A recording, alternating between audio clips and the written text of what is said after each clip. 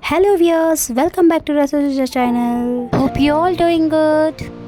ఈరోజు సంకటహర చతుర్థి కదండి, అందుకే ఆ సందర్భంగా నేను ఇక్కడ పంచముఖ విష్ణు గణపతి ఆలయం అని చెప్పి మహారాష్ట్రలో షిరిడి నుంచి 4 కిలోమీటర్ లోపలికి వెళ్తే మనకి ఆలయం ఉందండి, ఒక విలేజ్లో.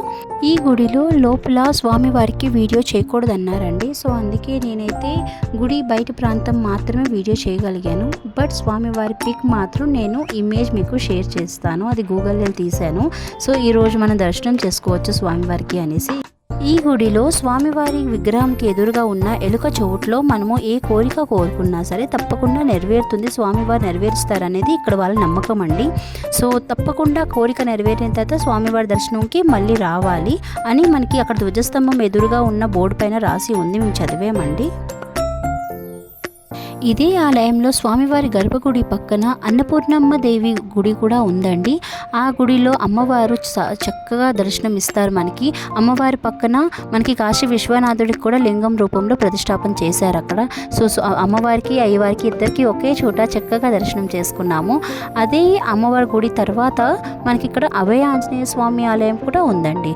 సో ఇలా ఇన్ని గుడిలు ఒకే చోట ఎంతో పెద్ద స్థలంలో చాలా బాగా నిర్మించారండి.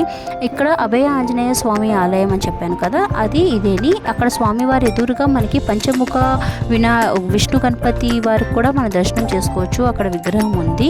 సో అది ఆ దర్శనం చేసుకొని స్వామివారికి కూడా మేము దర్శనం చేసుకున్నాం. ఈరోజు మంగళవారం కదండి, సో అక్కడ ఆంజనేయ స్వామి వారికి అలాగే సంకటహర చతుర్థి సందర్భంగా వినాయకుడికి కూడా చక్కగా దర్శనం చేసుకున్నాం. అందుకే ఈరోజు ఈ వీడియో నేను పోస్ట్ చేయడానికి రీజన్ మెయిన్ అదేనండి.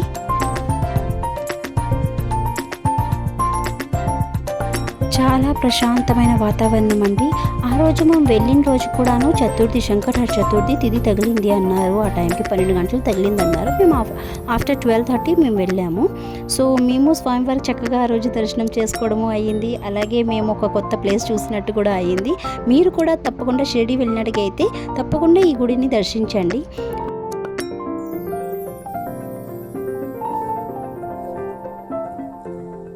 గుడి బయట రచన చేసే ఆయన ఉన్నారండి. అంటే మనకి అక్కడ సోడా, అలాగే పిల్లలకి గోలా అంటారు కదా, ఐస్ని బాగా పౌడర్లా చేసి వేస్తారు, గ్రేట్ చేసి. సో అవన్నీ ఇక్కడ ఉన్నాయి. మా పిల్లలు అడిగితే వాళ్ళ కోసం ఎప్పుడు తీసుకోము జనరలీ, బట్ ఓకే అక్కడ ఉన్నాం కదా చాలా సన్నీగా ఉందని చెప్పి తీసుకున్నాము.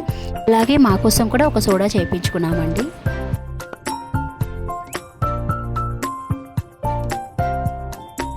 ఇతనే అండి ఆటో ఆయన, చాలా మంచివారు. మాకు అన్నీ చక్కగా ఎక్స్ప్లెయిన్ చేస్తూ తీసుకువెళ్ళారు, చూపించారు. సో ఇదండి, ఇక్కడితో నేను వీడియో ఎండ్ చేస్తున్నాను. ఇప్పటిదాకా మన ఛానల్ ఎవరైనా సబ్స్క్రైబ్ చేసుకోకపోయినట్లయితే ప్లీజ్ సబ్స్క్రైబ్ చేసుకోండి. Thanks for watching, bye.